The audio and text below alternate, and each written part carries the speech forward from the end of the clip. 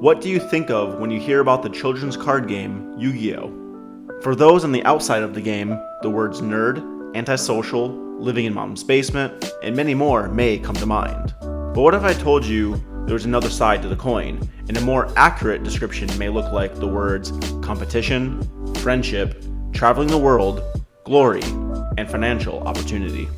While Yugi may have been the king of games, Kyle Bowling is a king of trades.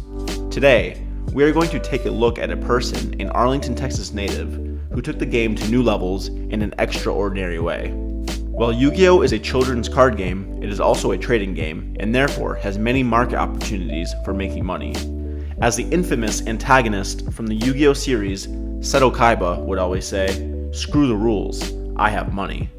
Kyle Bowling started playing Yu-Gi-Oh! Because of his older brother and former national champion, Chris Bowling. From the beginning, the Bowling brothers both loved card games, and started how many kids in the 90s got their start, with Pokemon.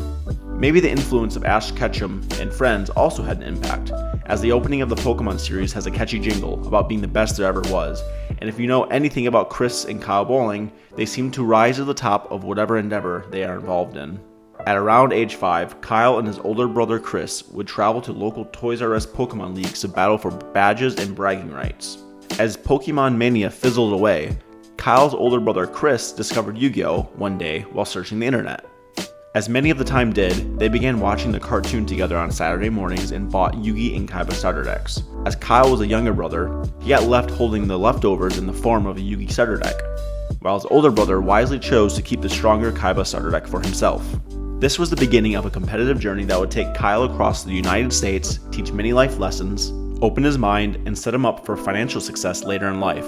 All things he couldn't have imagined taking place while sitting in his parents' living room at age 7 watching the Yu-Gi-Oh! Cartoon. In the beginning, the duo would play together at Toys R Us, Mall Tours, a local comic shop called More Than Cards, and Lone Star Comics. Around 2006, Kyle lost interest in the game, however, but would pick it back up in the spring of 2008 when his friend Jake McNeely built him a gadget deck that would take him to the top 8 of his first regional appearance. To further pique his interest in the game, Kyle watched his older brother travel to Columbus, Ohio in 2008 and win the national championship, getting his invite and an all-inclusive paid flight to compete in the World Championships in Berlin, Germany. Additionally, he watched him travel to events in Hawaii, Toronto, and Indianapolis. Seeing his older brother crush the competition and get to experience all these cool places emboldened Kyle and made him realize he could do these things as well. With the set release of Phantom Darkness bringing Dark-Armed Dragon onto the scene, Kyle really started making strides once his attention was focused on winning, making an impressive finish at SJC Tulsa with an X3 record, and later going on to take third place finish at SJC Chicago in 2008, losing out to the eventual winner, Ryan Spicer. Throughout his competitive career, Kyle went on to top 8 at 8 regional competitions, make Day 2 at 2 Shonen Jump Championships, and make a Nationals Day 2 appearance in 2010. Kyle attributes his competitive success to the fortune of being surrounded by many great players in the Dallas-Fort Worth, Texas area, including Ryan Spicer, Chris Bowling, Philly Luna, Jason Holloway, Sam Pedigo, Evan Vargas, Jake McNeely, Billy Brake, Ben Jaffe, and Daniel Avila. Aside from his good fortune, other things that he considers to have been essential was testing his ideas against these said great players, gaining a better appreciation for when to be aggressive and go for game, when to be passive, as well as understanding how to side deck properly, as from his testimony, there were many events where the winner was decided by his side deck choices and strategy. Some of Kyle's best memories is his third place finish at SJC Chicago in 2008, as well as all of the fun times had traveling with close friends, sleeping on hotel room floors, where often him and 6 of his friends would sneak into a single room because, broke high school kids. Kyle reminisces goofing off in hotel rooms after events, Giordano's Pizza in Chicago, playing cookie dodgeball, and sneaking into a Delta Chi fraternity party at YCS Austin in 2013 with his good friends Austin Coleman and Ryan Spicer.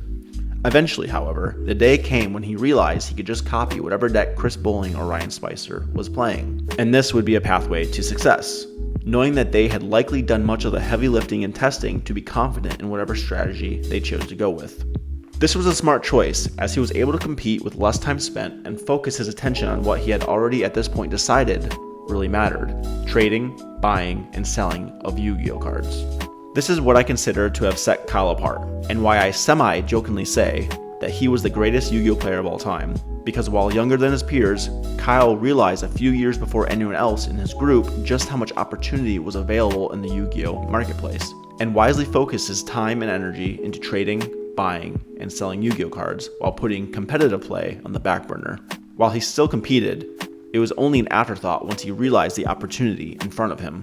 While in high school, Kyle would continue to travel to events almost every weekend, spending much of his time on the road and exploring new cities with friends, eating at unique restaurants, and building his online business focused on selling Yu-Gi-Oh! Cards.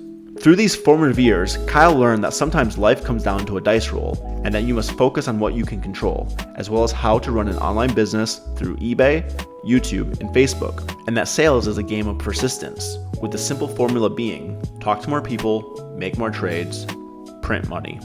In the summer of 2014, Kyle called it quits with Yu-Gi-Oh! And turned his attention to his studies at the University of Arlington as a full-time student, taking aim for an undergraduate degree in finance. Once he achieved that, he continued on to receive an MBA and a Master's of Science in Business Analytics and currently works as a technology consultant, helping businesses build robots for labor-intensive manual processes. The magical part of all this later success is that Kyle was able to pay for his entire college education with the money he earned during his years in high school, all while traveling to Yu-Gi-Oh! Events all across the United States. Yeah, the best Yu-Gi-Oh! Player of all time. As a true Texan, he still resides in Dallas and has a passion for travel, dance, and spending time with friends. Like many people watching this video, Yu-Gi-Oh! Was a defining moment for Kyle's childhood and life. Without Yu-Gi-Oh!, it's unclear where he would have ended up. While I suspect he still would have done quite well regardless, but with a few less awesome stories and memories to carry with him. During his years playing the game, he built many great friendships and memories that he carries with him today, and it certainly shaped his identity and perspective on life for the better. Yu-Gi-Oh! Helped him build confidence and helped him realize his ability to rise to the top of anything he puts his mind to. From humble beginnings, watching Saturday morning cartoons with his older brother, Yu-Gi-Oh! Impacted Kyle's life in exciting and unexpected ways, and is a great showcase that you never know what life may have in store for you once you are committed and interested in something.